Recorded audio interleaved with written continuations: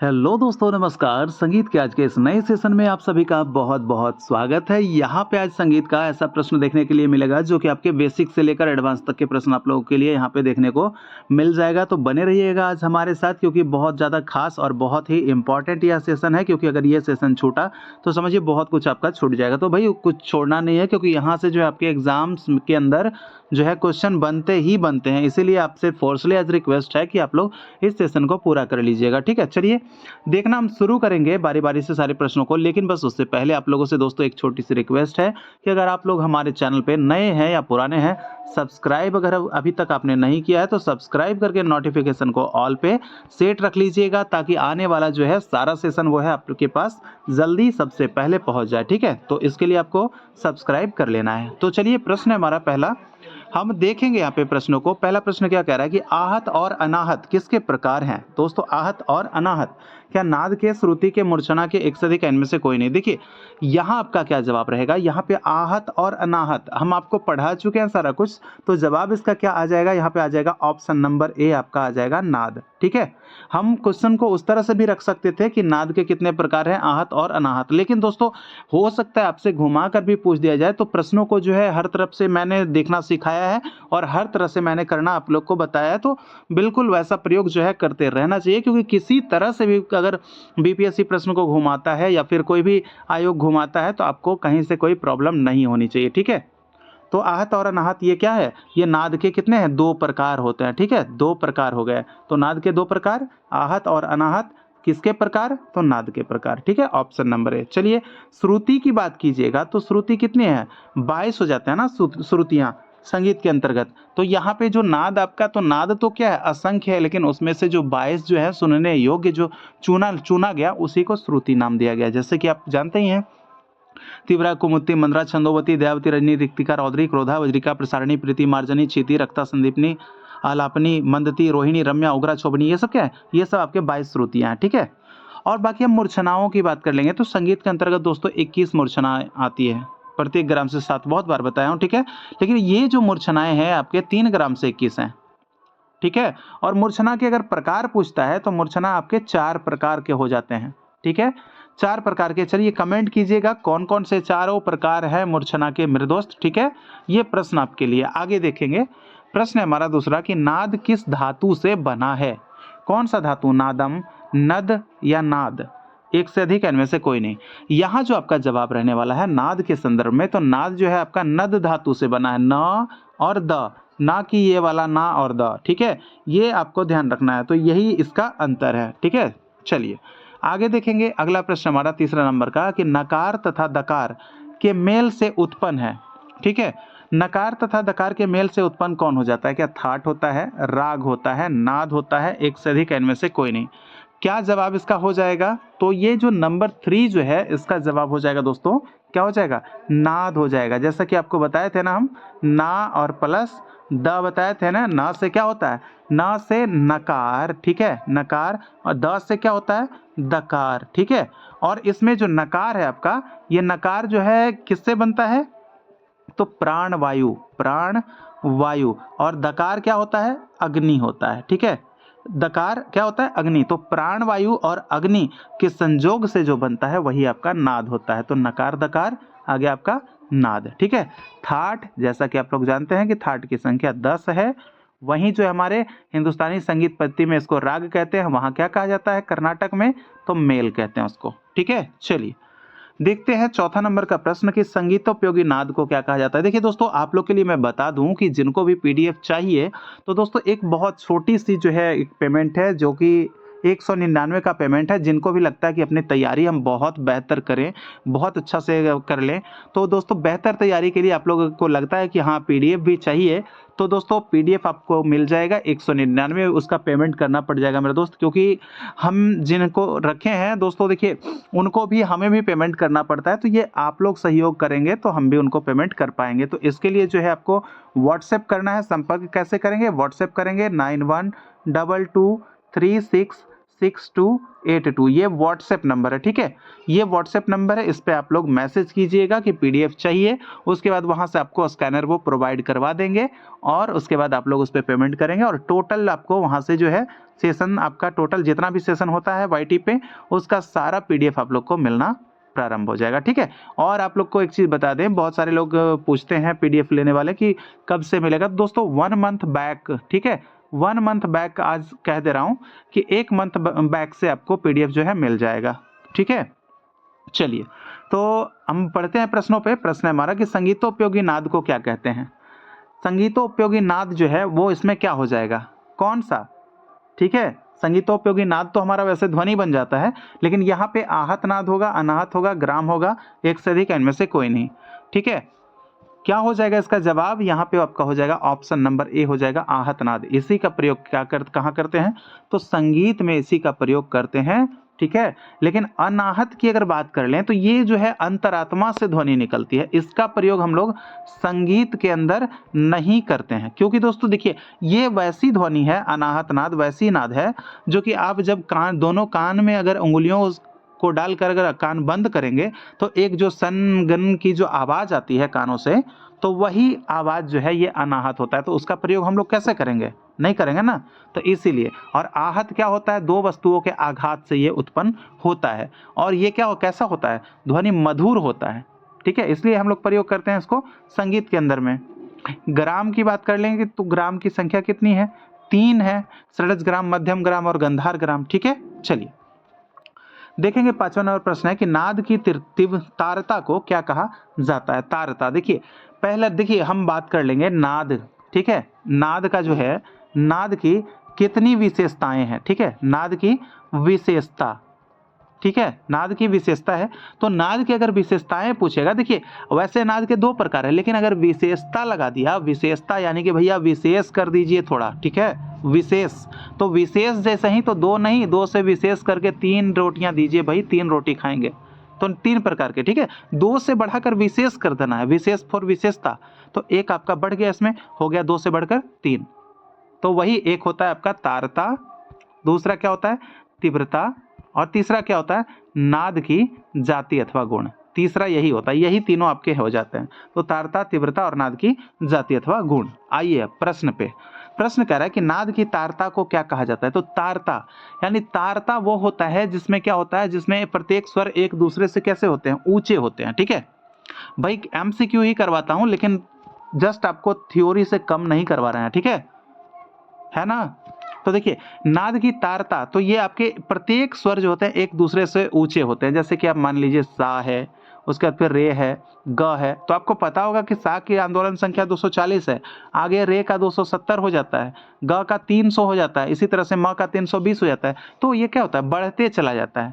तो ये क्या, प्रत्येक स्वर एक दूसरे से क्या होते हैं, ऊंचे होते चले जाते हैं। तो यही होता है, क्या होता है, तारता। तो यही तारता, इसको क्या बोलेंगे, जवाब हो जाएगा ऑप्शन नंबर ए, ऊंचाई नीचाई, ठीक है, ऊंचाई नीचाई। आगे देखते हैं 6ठा नंबर का प्रश्न है कि नाद की तारता किस पर निर्भर करती है। किस पर, अभी जस्ट मैंने बताया ना कि सा जैसे कि आपका है मेरे दोस्त, तो ये 240 था, इसका 240, रे से जैसा ही बढ़े तो 270 हो गया। तो ये तारता ही की बात हो रही है ना। तो तारता किस पे निर्भर किया, कैसे हम आगे बढ़ते जा रहे हैं, तो आंदोलन संख्या के कारण, क्योंकि यहाँ पे 240 से 270 हो गया, फिर 300 हो जाएगा, फिर 320 हो जाएगा, फिर 360 हो जाएगा, 400 हो जाएगा, उसका 450 हो जाएगा। तो इस तरह से, तो ये आपके किस पे निर्भर करते गया, किस पे बताना है, कम विस्तार, आंदोलन संख्या, आरोह अवरोह, किस पे, तो यहाँ जो आपका हो जाएगा आंदोलन संख्या पे निर्भर करते गया तारता। प्रत्येक स्वर एक दूसरे से ऊंचे होते चले गए, ठीक है। चलिए देखते हैं 7वां नंबर प्रश्न है हमारा कि नाद की तीव्रता को क्या कहा जाता है। तीव्रता, अब तो तारता की तो बात हम खत्म कर लिए। अब यहाँ पे तीव्रता में क्या होता है, तीव्रता जो होता है, जैसे कि मान लीजिए किसी ध्वनि को हम धीरे बोल रहे हैं, किसी ध्वनि को हम तेज बोल रहे हैं, तो जो धीरे और तेज वाला जो होता है वही होता है उसका तीव्रता।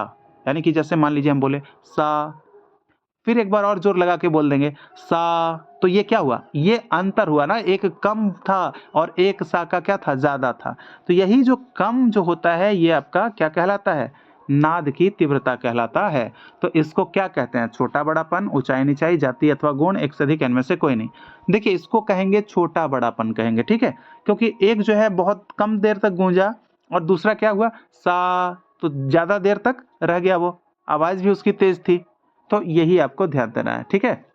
तो जवाब हो जाएगा नाद की तीव्रता छोटा बड़ापन, और ये ऊंचाई नीचाई हमने तो अभी बता दिया है, तारता। और देखिए जाति गुण क्या होता है, ये जो है इससे पहचान होती है उस वाद्य की जिसकी आवाज सुनकर आपको समझ में आता है कि हाँ ये वाद्य बज रहा है, वो बज रहा है। मान लीजिए आप तो वाद्य को देखने नहीं गए, लेकिन अगर कोई दूर से बजा रहा है, उसकी आवाज आपके पास अगर आ रही है, तो आपको समझ में आ जाता है कि हाँ भाई ये हारमोनियम बज रहा है, या फिर पियानो बज रहा है, या फिर वो पैड बज रहा है, या फिर आपका बोर्ड बज रहा है, या नाल, तबला, कुछ भी। तो ये कैसे आप लोग समझ पाते हैं? ये वही नाद की जाति या गुण है, उसी के कारण समझ पाते हैं बिना देखे हुए भी कि वो किस चीज का साउंड आ रहा है। क्लियर? देखिए सेशन मजा लग रहा होगा तो प्लीज आप लोग लाइक किया कीजिएगा, इससे क्या होता है मेरा मोटिवेशन बढ़ता है भाई, और मजा आता है आप लोग के लिए और भी मजेदार सेशन को करवाने में, ठीक है। तो ये चीज आप लोग को करना है, बस एक प्यार छोटा सा आप भी जता दिया कीजिएगा, प्यार से एक अंगूठा दबा दीजिए बस, ठीक है। चलिए 8वां नंबर प्रश्न है हमारा कि नाद की तीव्रता किस पर निर्भर करती है। देखिए नाद की तीव्रता किस पर निर्भर करती है? क्या कंप विस्तार, आंदोलन संख्या, आरोह अवरोह, एक से अधिक, इनमें से कोई नहीं। देखिए आपको जब हम तीव्रता बता रहे थे तो उसमें आपको मैंने क्या बताया था कि एक तो धीरे से बोला, दूसरा क्या किया, जोर से बोला, ठीक है। तो जोर से बोला यानी कि जो आप विस्तार जो करते हैं, यानी कि एक तो सा, दूसरा क्या, सा, मतलब जोर थोड़ा लगाएंगे तो थोड़ा मतलब वो देर तक रहेगा, वो अच्छा थोड़ा सा साउंड उसकी थोड़ी सी लंबी हो जाएगी, ठीक है। तो ये जो है नाद की तीव्रता किस पर निर्भर करेगी? तो आपके कंप विस्तार पर निर्भर करेगी, क्योंकि आंदोलन संख्या पर आपका निर्भर करता है कौन, तारता, जो मैंने बताया कि प्रत्येक स्वर एक दूसरे से ऊंचे होते हैं, ठीक है। तो ये चीज आपको ध्यान रखना। चलिए अब बढ़ाते हैं 9वां नंबर प्रश्न। देखिए नाद की जाति अथवा गुण को क्या कहते हैं? जाति अथवा गुण जो है उसको क्या कहते हैं? देखिए आपको हम बताए ना कि 3 विशेषता होती है इसकी, 3 विशेषता कितनी, तो क्या होती है इसकी? तो अभी मैंने बताया ना कि 3 विशेषता, एक तो आपका हो जाता है तारता, दूसरा क्या होता है तीव्रता, और तीसरा क्या होता है नाद की जाति गुण, ठीक है। तो इसमें से जो है आपका एक पिच है, एक इंटेंसिटी, एक टिम्बर है, ये तीनों तो है ही, लेकिन किसको क्या कहा जाएगा ये आपको ध्यान देना है अभी। तो नाद की अभी क्या पूछ रहा है, जाति अथवा गुण को क्या कहते हैं? देखिए जाति अथवा गुण की अगर हम बात कर लेंगे तो यहाँ पे जवाब हो जाएगा ऑप्शन नंबर सी हमारा, उसको कहेंगे टिम्बर, ठीक है। उसको कहेंगे, क्या कहेंगे, टिम्बर कहते हैं। आगे देखिए अगला प्रश्न की तरफ, यहाँ पे देखिए, यहाँ पे अगला मुझे लगा कि आगे प्रश्न मिल जाएगा। देखिए ये तो आपका टिम्बर हो गया, लेकिन ये इंटेंसिटी क्या होता है, पिच क्या होता है, ये भी आप जरा यहीं पे जान लीजिए, ठीक है। मुझे लगा कि आगे क्वेश्चन डाला हुआ है, इसलिए मैं आगे बढ़ गया था कि आगे आप लोग को बता दूंगा, लेकिन क्वेश्चन नहीं है, यहीं पे बता देता हूँ। देखिए पिच क्या होता है, पिच आपका जो होता है इसको कहते हैं तारता, इंग्लिश में उसको कहते हैं पिच। इंटेंसिटी किसको कहेंगे, तो तीव्रता को कहेंगे, तीव्रता को क्या कहेंगे, इंटेंसिटी। भाई ये पीडीएफ लेने वाले ये सब सारा चीज आप लोग को लिख के मिल जाएगा, ठीक है, ये सारा चीज उस पर लिखा हुआ रहता है। तो जो भी जिनको लगता है कि हम अपनी तैयारी बेहतर कर लें तो वो लोग ले सकते हैं पीडीएफ, जैसे हम यहाँ पे जो लिख रहे हैं ऐसे वो भी सोच के क्वेश्चन को डील कर सकते हैं जिस तरह से हम करवा रहे हैं, ठीक है। तो आप लोग के लिए जो है बेहद आसान हो जाएगा। यहाँ पे आप देखिए टिम्बर, तो टिम्बर जो आपका हो जाएगा, टिम्बर किसको कहेंगे, तो यहाँ पे नाद की जाति अथवा गुण को टिम्बर कहेंगे, इसलिए इसका आंसर ये बना था। चलिए देखते हैं 10वां नंबर प्रश्न है कि श्रूयते इति श्रुति, यह श्लोक किस ग्रंथ में वर्णित है? यानी कि श्रूयते इति श्रुति यानी कि सुनने वाली ध्वनि क्या है, श्रुति है, यानी कि जो सुना जाए वह श्रुति है। यह श्लोक किस ग्रंथ में वर्णित है? क्या नाट्य शास्त्र, संगीत मकरंदन, संस्कृत रत्नाकर, या एक से अधिक, इनमें से कोई नहीं। तो संगीत मकरंद में है, रत्नाकर में है, नाट्य शास्त्र में है, मेरे भाई लोग किस में है? जवाब आपका हो जाएगा ऑप्शन नंबर सी, संगीत रत्नाकर में ही है, ठीक है। संगीत रत्नाकर में अध्याय 7 होने के कारण इसको क्या कहते हैं, सप्ताध्यायी भी कहते हैं। क्या कहते हैं भाई, सप्ताध्यायी भी कहते हैं। चलिए 7वां अध्याय का नाम एक बार देख लीजिए तो क्या हो जाता है, आपका क्या हो जाएगा, स्वराध्याय, ठीक है, स्वरगताध्याय, स्वराध्याय। दूसरा क्या हो जाता है, रागाध्याय। तीसरा क्या हो जाता है, प्रकीर्णाध्याय, ठीक है। चौथा क्या होता है, प्रबंधाध्याय, प्रबंध अध्याय। चौथा, उसके बाद फिर 5वां क्या होता है, तालाध्याय, ठीक है। उसका छठा क्या होता है, वाद्य अध्याय, और सातवां क्या होता है, नृत्य अध्याय या नर्तनाध्याय, ठीक है। तो ये 7 अध्याय होने के कारण जो है आपका इसको सप्ताध्यायी कहा गया है। क्लियर। और ये 13वीं शताब्दी की ग्रंथ है मेरे भाई लोग, ये भी आपको याद रखना है, 13वीं शताब्दी, ठीक है। और इसको किसने लिखा था, इसको सारंगदेव ने लिखा था। और सारंगदेव ने लिखा तो जरूर, लेकिन सारंगदेव जो थे कौन से वीणा बजाते थे, आप लोग को कमेंट करना है अभी जस्ट का जस्ट, ठीक है। अभी तुरंत कमेंट करना है, वीडियो रोकिए और कमेंट कीजिए सारंगदेव कौन सा वीणा बजाते हैं। फिर आप लोग कमेंट में ये ना कि कहिएगा कि सर आपने करवाया नहीं है, ठीक है। भाई सब मैंने करवाया है, चलिए कोई बात नहीं। आप लोग की कहने की ये आदत जो है नहीं रहनी चाहिए, क्योंकि आप लोग को सब कुछ हम याद ही करवा देंगे तो फिर ऐसा बात क्यों कहेंगे आप लोग, है ना। तो ऐसी आदत मैं जल्द ही आप लोग का समाप्त कर दूंगा। चलिए तो बताइएगा कौन सा वीणा वादन किया करते थे सारंगदेव। क्लियर। आगे देखिए, प्रश्न है हमारा 11 नंबर का, संगीत रत्नाकर के संदर्भ में कौन सा कथन सही है। 15 प्रकार, गमक के 15 प्रकार हैं उसमें, काकू के 6 भेद हैं उसमें, जाति के 13 लक्षण है उसमें, एक से अधिक इनमें से कोई नहीं। देखिए कौन सा कथन यहाँ पे सही पूछ रहा है भैया, तो देखिए आपका ये तो सही ही है, 15 प्रकार के गमक बताए ही गए हैं, काकू के 6 भेद ये भी तो बताए गए हैं, जाति के 13 लक्षण ये भी तो बताए गए हैं, क्योंकि उधर तो 10 ही था, वो भरत की बात कर लेंगे तो उन लोगों ने 10, लेकिन यहाँ पे अगर बात करेंगे तो सारंगदेव ने 3 बढ़ा दिया था, 3 का फिर से हम नाम पूछेंगे तो फिर कहेंगे कि आप लोग नहीं बताए थे। तो यहाँ पे देखिए नाम जो है आपका संन्यास, ठीक है, संन्यास, विन्यास, संन्यास विन्यास और अंतरमार्ग, ठीक है, ये 3 बढ़ा दिए थे, ये आपके संन्यास विन्यास और अंतरमार्ग, कौन, सारंगदेव जी। तो इसीलिए यहाँ पे क्या हो गया, 13 हो गया, 13 हो गया सारंगदेव का। तो यहाँ पे आंसर क्या बनेगा, उपयुक्त में से एक से अधिक वाला, ठीक है। क्लियर।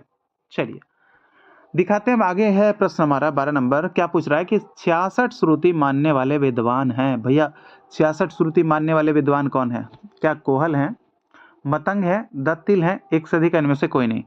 यहाँ पे जो आपका जवाब हो जाएगा 66 श्रुति, वैसे श्रुतियों की संख्या तो सबने 22 ही सुना है, लेकिन इसमें से ऐसे विद्वान भी है जो आपके 66 श्रुति मानते हैं। भाई 66 माने तो माने कैसे, जैसा कि आप लोग को पता है कि सप्तक, ठीक है, सप्तक, देखिए सप्तक जैसा कि आपको पता है ये कितने प्रकार के, 3 प्रकार के, एक तो आपका हो जाता है मंद्र, दूसरा क्या हो जाता है मध्य, और तीसरा क्या होता है तार।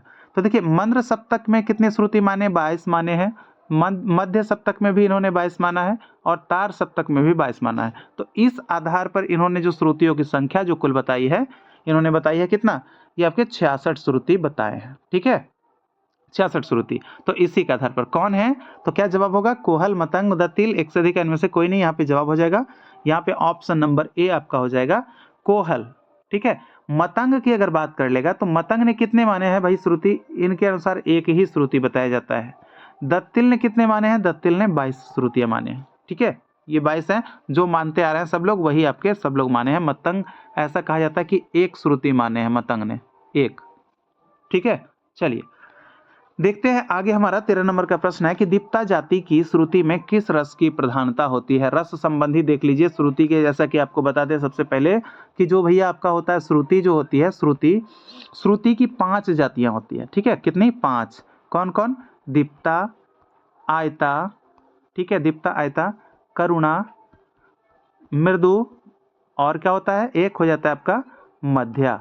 ये श्रुति की 5 जातियां हैं, दीप्ता, आयता, करुणा, मृदु और मध्या, ये 5 जातियां होती है। तो कौन कौन से जाति में कौन से रस हैं, ये अभी हम लोग जानने वाले हैं यहाँ पे, ठीक है। जैसा कि आप लोग को बता दें रस के बारे में भी, रस जो है भरत ने 8 प्रकार के बताए हैं, लेकिन एक 9वां रस जुड़कर, कौन सा 9वां रस, कौन सा रस जो है आपका क्या है, शांत रस भी इसमें जोड़ दिया गया है। तो रस 9 है प्रचलित में, लेकिन भरत ने 8 ही रस का वर्णन किया है भाई, ठीक है, 8 ही रस का वर्णन किया है। चलिए देखते हैं यहाँ पे अब प्रश्नों को, दीप्ता जाति के श्रुति में किस रस की प्रधानता होती है।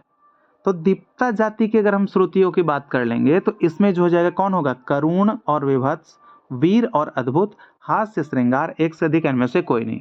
यहाँ जो आपका जवाब हो जाएगा दीप्ता में हो जाएगा आपका वीर और अद्भुत, ऑप्शन नंबर बी इसका जवाब हो जाएगा आपका, वीर और अद्भुत रस की प्रधानता मिलेगी आपको दीप्ता जाति में। आगे देखेंगे, प्रश्न हमारा 14 नंबर, आयता जाति के श्रुति में किस रस की प्रधानता होती है।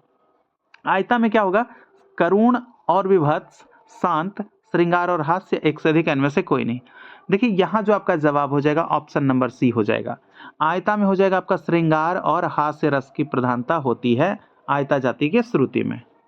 ठीक है, चलिए देखते हैं 15 नंबर का प्रश्न कि करुणा जाति के श्रुति में किस रस की प्रधानता होती है। तो करुणा जाति के अगर पूछेगा श्रुति आपसे तो इसमें हो जाएगा आपका कौन, करुण और रौद्र। ठीक है, करुण और रौद्र जो कि आपका ऑप्शन नंबर ए में हो जाएगा, इसलिए जवाब करुण और रौद्र में हो जाएगा। एक तो आपका करुण है तो करुण में केवल आपको करुण ही ले लेना है, जिस नाम से उसी नाम से रस, और इसमें रौद्र भी होता है। ठीक है, चलिए देखते हैं 16 नंबर का प्रश्न यहाँ पे पूछा जा रहा है कि मृदु जाति के श्रुति में किस रस की प्रधानता होती है।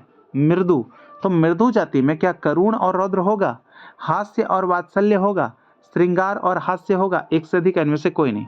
यहाँ क्या जवाब हो जाएगा, देखिए हास्य और श्रृंगार तो हम अभी किसका, आयता का हम बता ही चुके हैं, आयता का। करुण और रौद्र हम किसका बताए हैं, करुणा का बताए हैं। एक बचा यहाँ पे कौन सा, हास्य और वात्सल्य। ये आपके मृदु जाति में हास्य और वात्सल्य रस की प्रधानता मानी जाती है। ठीक है, चलिए देखेंगे 17 नंबर का प्रश्न है हमारा कि मध्य जाति के श्रुति में किस रस की प्रधानता होती है। क्या शांत होगा, हास्य और वात्सल्य, श्रृंगार और हास्य, एक से अधिक इनमें से कोई नहीं। यहाँ जो आपका जवाब हो जाएगा, यहाँ पे हो जाएगा ऑप्शन नंबर ए आपका हो जाएगा कौन सा, मध्य जाति में शांत रस की प्रधानता होती है। ठीक है, हास्य और वात्सल्य किसमें बताया मैंने, मृदु में बताया। ठीक है, मृदु में, श्रृंगार और हास्य किसने बताया, आयता में। चलिए देखते हैं 18 नंबर का प्रश्न यहाँ पे, अंतर्गंधार और काकली निषाद है। क्या है भाई अंतर्गंधार और काकली निषाद, आधुनिक काल के विकृत स्वर हैं, प्राचीन काल के विकृत स्वर हैं, आधुनिक संगीत के स्वर हैं। क्या है, क्या है भाई, तो इसका जवाब हो जाएगा आपका ऑप्शन नंबर बी हो जाएगा, प्राचीन काल के विकृत स्वर। किनके अनुसार, तो ये भरत ने बताया था, 2 विकृत स्वर इन्हीं के थे। और भरत के जो कुल स्वरों की अगर हम बात कर लेंगे तो भरत का कुल स्वर 9 था। कितने थे, 9। ठीक है, 9 स्वर माने थे, जिसमें कि 7 जो थे भरत के वो शुद्ध थे और 2 स्वर जो थे वो विकृत थे भरत के। ठीक है, 2 स्वर विकृत, तो 2 स्वर जो विकृत था उसी का नाम था कौन कौन सा, अंतर्गंधार और काकली निषाद, वही 2 स्वर विकृत थे। ठीक है, दोनों का नाम मैंने अभी बता दिया, अंतर्गंधार और दूसरा काकली निषाद था, यही 2 विकृत स्वर था। तो यही बोला क्या आंसर, प्राचीन काल के विकृत स्वर। ठीक है, किसके अनुसार ये भी मैंने बता दिया। आगे बढ़ें, प्रश्न हमारा 19 नंबर का, सप्त स्वरः भवन्ति, यह किस विद्वान का कथन है। सप्त स्वरः भवन्ति यानी कि 7 स्वर होते हैं, यह किस विद्वान का कथन है। संस्कृत में कहा गया सप्त स्वरः भवन्ति यानी कि 7 स्वर होते हैं, किसने कहा, क्या पतंजलि, कालिदास, श्रीकंठ, एक से अधिक इनमें से कोई नहीं। यहाँ जवाब आपका हो जाएगा ऑप्शन नंबर ए हो जाएगा आपका पतंजलि, जो कि कौन सा ग्रंथ लिखा है भाई, तो महाभाष्य। महाभाष्य, महाभाष्य के अंदर में इन्होंने बताया है ऐसा कि सप्त स्वर भवन्ति, महाभाष्य। कालिदास की अगर हम बात कर लेंगे तो क्या हो जाएगा, कौन सा पुस्तक है इनका, मालविकाग्नि मित्र किनका है, इन्हीं का है शायद, रघुवंशम। ठीक है, मालविकाग्नि मित्र, तो ये सब इन्हीं की पुस्तक है। श्रीकंठ के पुस्तक की अगर बात कर लेंगे तो कौन सा पुस्तक हो जाएगा, श्रीकंठ रस कौमुदी। रस कौमुदी किनका पुस्तक है, श्रीकंठ जी का पुस्तक है। ठीक है, चलिए बढ़ते हैं अब अगला प्रश्न पे। दोस्तों कैसा सेशन लगा आप लोग जरूर लिखिएगा। यहाँ पे देखेंगे मंद्र, मध्य और तार इनमें से किसके प्रकार हैं। मंद्र, मध्य और तार इनमें से किसके प्रकार हैं, सप्तक के, लय के, मार्ग के, एक से अधिक इनमें से कोई नहीं। क्या यहाँ पे जवाब रहेगा, तो यहाँ पे जो हो जाएगा 3 सप्तक के 3 प्रकार होते हैं, आंसर ऑप्शन नंबर ए सप्तक।